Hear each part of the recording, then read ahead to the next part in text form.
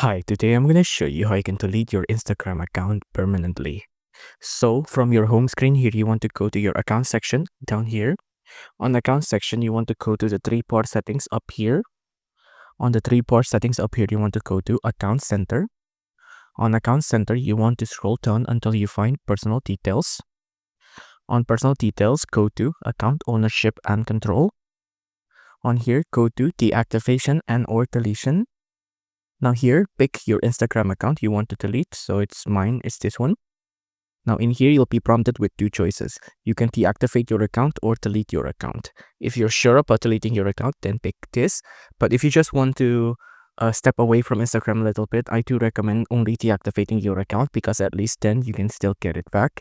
But if it's deleting your account that you want, pick this and then just click on continue to continue with the deletion process.